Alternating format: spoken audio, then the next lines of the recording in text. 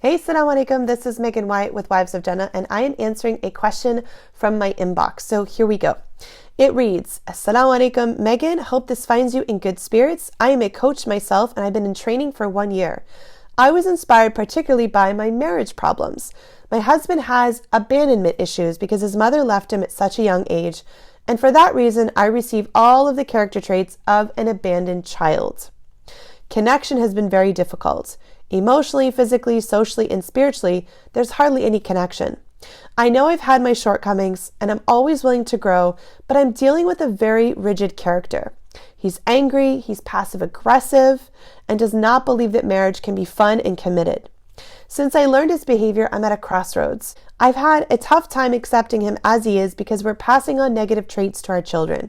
I'm kind of stuck on how to proceed. Thank you. Okay, so I'm going to give this one a go. I know my voice is a little bit rough because for the past few months I have either been sick or I have allergies or whatever, but bismillah, here we go. So, I hear you when you say that he has abandonment issues. He's got this story. He was abandoned as a child. He went through a very traumatic experience when he was young. But here's the thing. As a coach, on the one hand, you could spend time in the past. You could look at the past and say, well, he went through this and he went through this and he went through this, and all of that has contributed to this person that he is today, and all of that is the reason why we're having problems. But talking about the past or even diagnosing the past, knowing that the past is there, isn't giving you any resources or tools. So you seem to understand that there's a problem, but the real question is, what can you do differently to deal with it? What can you do differently to bring about change in your relationship in terms of how you guys actually interact? So on the one hand, somebody might say, well, maybe he needs to go and speak with a therapist and really go back into that pain of the past and understand it and work on healing from it, work on letting go. There's a lot of work maybe that's there for him. But a lot of times, I'm dealing with a wife who has a husband who's not interested in talking to someone about his past. She might be the only person he's really, really confided in. And she's like, I just don't know what to do. And a lot of people will jump in and say, well, if he's not going to be nice, you should just divorce him. You should just leave him, get another person, all of these things. But again, a woman saying, I don't want to get divorced. I want to figure things out. And like you said, I'm at a crossroads, but I don't want to get separated. I just want things to work. So where I always approach a situation is, what has somebody not tried? What have they not done?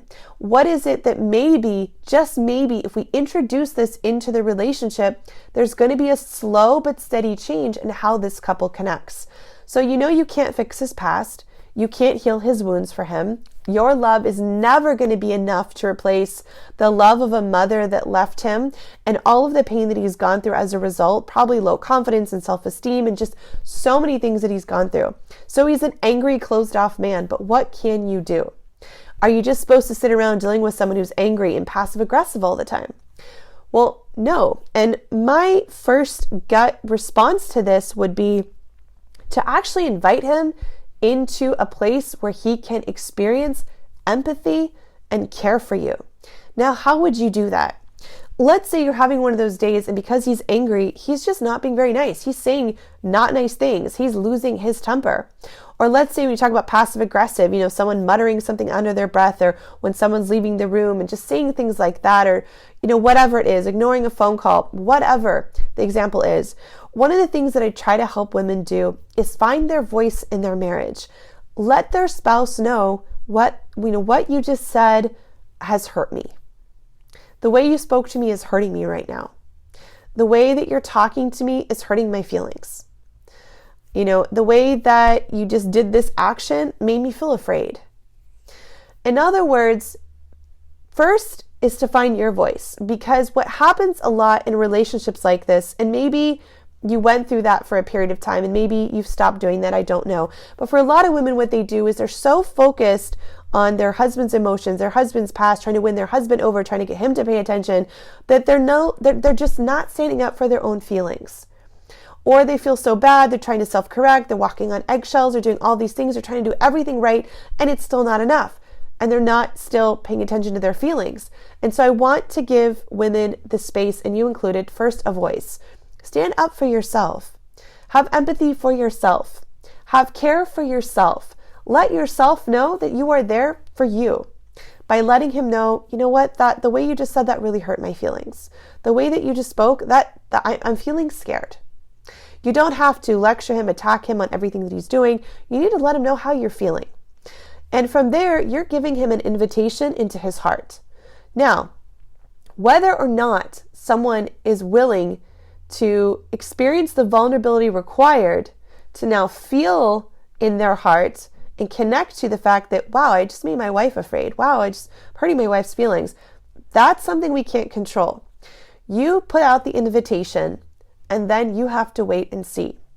Now, usually, especially when people have been married for a while, if you do this, you're going to get just the same, just more of the backlash, more anger, more whatever. Well, you're this, well, you're that, whatever. You're just going to get more of the angry, more of the passive aggressive, because this is something new. But over time, if you keep this up and you keep repeating things, again, not because you're trying to put him down, not because you're trying to make a point, because this is real. These are your experiences. You're able to say, listen, we can't talk like this. This is hurting me. I really care about you, but I want to talk with you when we're both calm. You're inviting him. And the more you invite him, the more chances he has to connect to his heart, to calm himself down, to remember Allah subhanahu wa ta'ala, to check himself, because you're putting that invitation out on the table. Over time, I have seen people be able to respond to those invitations from their spouses. Little by little, they sort of pause and calm down. Usually because when they attack, the other person attacks, and that defensiveness goes back and forth, right? He raises his voice, she starts to cry and scream, or he raises his voice, she goes and slams the door. Like that negativity is just going back and forth, right? But when you offer this invitation of just, this is what's really going on, when you're willing to be vulnerable enough to just boil things down to, wow, like that, I think I'm going to take a 5-minute break because I'm feeling really hurt right now. You're inviting him into a place of empathy and care. You're breaking that cycle where the two of you spin around and around and around. The second thing you break is also what appears to be that cycle of control and security. As long as he's angry, as long as he's on the defensive, he feels some degree of control and some degree of certainty. And I know this sounds weird because we think when we're angry, we're actually out of control. But when a person has a habit or a pattern of going into sadness, going into anger, going into silence, these negative patterns that are hurting a relationship, they find a degree of control in that. They find a degree of comfort in that space. They find a degree of security, and sometimes even a degree of significance. Like they feel important when they're angry. They feel in control when they're angry. They feel like they're taking charge when they're angry. They feel like they're protecting themselves when they get angry. And so by reinforcing that pattern, by getting angry back, you can see like it's not going to change. So I don't know if you've tried this, but I'd like you just to consider the idea of what I call these invitations. So I teach in my courses, my programs, my coaching, this idea of fearless vulnerability. And the idea behind fearless vulnerability is that I invite people to really go into their hearts and speak about what's really, really there. Now, one of the conditions for this is that someone feels physically safe and emotionally safe. In other words, you don't want to increase vulnerability when you're in an abusive relationship. Because the more vulnerable you are for a person who's really, really not healthy, the more likely they are to try to take advantage of your vulnerability. So we have to be kind of careful here. I need to make sure that the woman is strong enough to be able to do this, that she feels safe in her relationship. So someone can be angry, but not abusive. Someone can be passive aggressive, but they're not going to be threatening. So it's important that you feel at least safe to some degree. Maybe not happy, maybe not content, maybe not really loved, maybe not understood, but you don't feel like you're in a place where you're unsafe, okay? But after that, if you are, and it's just the angry pattern and the withdrawing pattern and whatever, the passive aggressive stuff going on, this is where fearless vulnerability invites you to really go into your heart and work with the real feelings that are there and invite. And so again, it's the idea of an invitation. When you put an invite out for a party, people get to decide if they come, right? You invite people over to your house for lunch, they get to decide if they want to come. When we tell people about Islam, we do da'wah, right? We say da'wah is a call, it's an invitation. People get to decide if they want to follow Islam. So in marriage, it's the same thing. You put out that invitation with your feelings. Your spouse gets to decide if they want to accept the invitation. If they want to actually pay attention to your feelings. If they want to step out of just sort of their brain and sort of this, it's not even, I want to say logic, because when someone's angry, they're not being logical. But really, I guess from whatever's going on up here to kind of what's really present in here. And if he's used to being on the defensive, and if he's used to having to kind of fight his way through life, this will be really new for him. But it might be really new for you too, to just be able to be vulnerable and say, this is really hurting me right now. And I really just want to have a great time with you today. I'm feeling really disappointed and I really miss you. So let me know how we can make this better. You're inviting. And most women, every time I get to this point, they start off with, but what about him? Takes two in a marriage. Why are you telling him to do these things? Why does she have to do all the work? And I'm going to answer that question just in case it goes through your mind or anybody else's, because you're the one who wrote the question. So I want to empower you to do as much as you can in your marriage because you wrote the question. Yes, it takes two people to make a marriage awesome. Yes, it takes two people to make a marriage strong and loving and passionate, but it only takes one person to start a change. It only takes one person to invite a new way of communicating, a new way of connecting, to break old patterns. And when one person consistently starts to change things, something's going to give. And at some point, that other person starts to see that there's a better way. And then eventually, that heart-to-heart happens. At least that's my goal. Somewhere down the road, 2 weeks, 4 weeks, 6 weeks, 8 weeks, 12 weeks, somewhere within a 3 to 6 month period, a heart-to-heart finally happens where that other person really recognizes that they're messing up consistently. And they're tired of the tension, and they're tired of the hurt, and they're tired of being angry, and they're tired of whatever's going on, and they want to change. And that's where that window comes now for that couple to do something new. They sign up for couples coaching together. They go buy some books from Barnes & Nobles. They take an online marriage program. They go to an online or attend like a marriage workshop somewhere in their city. They do something new that's even bigger now.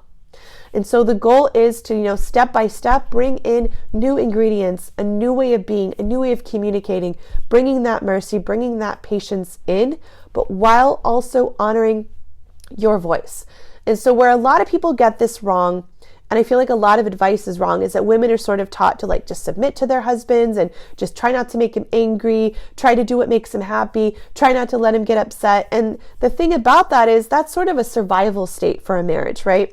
That's not a thriving state. So they're surviving. So during that period of time, she's working really hard to not tick him off, right? She's trying to say the right things. She's trying to do the right things. She's trying to be on time. She's trying to do this. She's trying to do this. She's not breathing, right? But she's panicking, but she's trying to get it right. And she can't do that for a long time. At some point, she's going to burn out. She's going to explode. The resentment's going to come out because she's spending all of her time and energy just trying to get him not to be angry. She's not getting, she's not being filled with love. She's not being given affection. She's not being cared for. She's just spending all of her time trying to survive in this marriage. So the problem with this whole, just try not to make him angry, make it better, do all these things, is that it's not allowing her voice, her feelings, her experience to be seen. And so it's not a long-term solution. It might be a short-term solution while she's working on herself, while she's trying to figure things out, while they're going and getting help, they're going to therapy, they're doing couples coaching, they're going to a program. There may be a time where you really are just trying to keep things calm because you're working on something more important. But it is not a long-term solution for someone that's going to feel, fulfilled in their marriage, feel happy in their marriage, and be mentally well in their relationship. And mental wellness is really important to me. And it's just not something enough people are talking about, especially when it comes to women. It's important for you to feel like you are seen and heard and that your feelings matter too.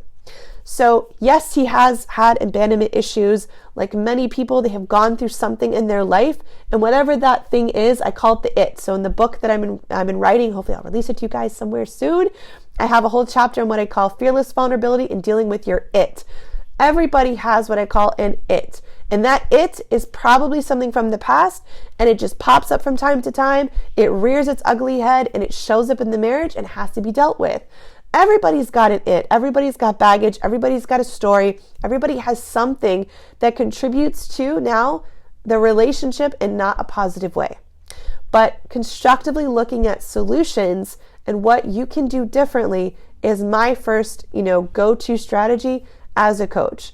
Down the road, maybe you get to that heart-to-heart 6 months from now, and that's the time you finally say, hey, listen, honey, I know that you went through some terrible things. I think it's time for you to release yourself from this. Why don't we talk to someone? Why don't you let all of this out?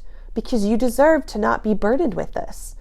He might agree, he might not agree, but at least you put that invitation on the table, and he starts to have that awareness that what he's doing isn't working for the both of you, or for your family, or for your kids. So if you are a coach, do your best to implement everything you know. Don't just look at taking coaching training as personal growth and, time management and getting up early and, what you're going to do with your health and that you're going to market yourself and help people. This isn't the essence. The essence of coaching ultimately is not only becoming a better version of yourself, but it's utilizing those tools to the best of your ability to think strategically for the people that you love the most right in front of you.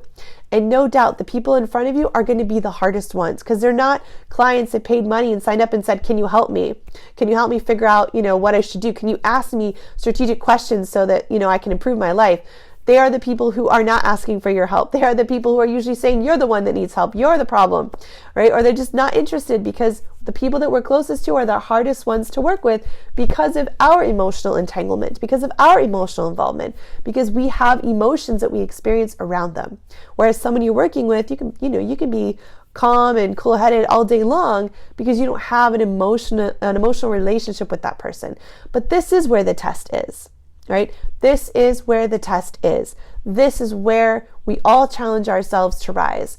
This is where Allah subhanahu wa ta'ala, we have the opportunity to seek His pleasure, to seek His aid, to seek His help, to seek His forgiveness for the places that we fall short. Because your husband, he has his whole story, but I know you have one too. And I know you have an it too. And believe it or not, even though you may not have seen it, those its, they're interacting with each other. So we want to pull this apart, create some new, invitations, try something different, figure out what you haven't done, because what you've done so far is not something that's helped. It's not helped you guys. It's not working. And for anybody else that's listening to this, I just want to say it's really tough to come up with new ways of thinking. It's really tough to figure out what you can do differently. In general, things hurt, and we cry about it, or we're hurt about it, or we're angry about it, and we just keep asking why. Why are they like this? Why can't things be better? What else am I supposed to do? It's not, I would say for the average person, and this used to be me too, I didn't know how to think outside the box in my life in general, and I didn't know how to think strategically and come up with different solutions. So for me, that is part of what I gained, in the personal development path, and learning how to think differently, learning how to ask different kinds of questions. But it's not something that most of us can just do on our own. And so that's where I encourage you, don't be shy to reach out. Whether it's a book, a program, a person, whatever it is, don't be shy to seek resources. Because when you get married, you don't have all this information just downloaded into your head how to do this perfectly. It's impossible for that to happen. All of us have to discover and try things and tweak things, and some things work and some things don't work. But there's certainly a better path if you can find a resource, if you can find a program, if you can find a person, find other things that can enrich your understanding of yourself, of your spouse, of your life, because this makes the job easier, right? So I don't know if you ever heard that idea of don't work harder, work smarter. Okay, I'll say it again. Don't work harder, work smarter. Okay, so same thing here. Don't work harder trying to make your marriage better. Work smarter. Find the tools, the strategies, the support, whatever you need so that things are easier. So I would love to hear back from you. For the person who wrote the question, I hope this helps you and gives you just some new direction and some new ideas. And for anybody else, I would love to hear how you benefited. And also, again, if you have a question, you can always submit it on my website, wivesofjannah.com/ask a question. And okay, I'm going to stop talking because I'm literally losing my voice. All right, take care. Assalamu alaikum.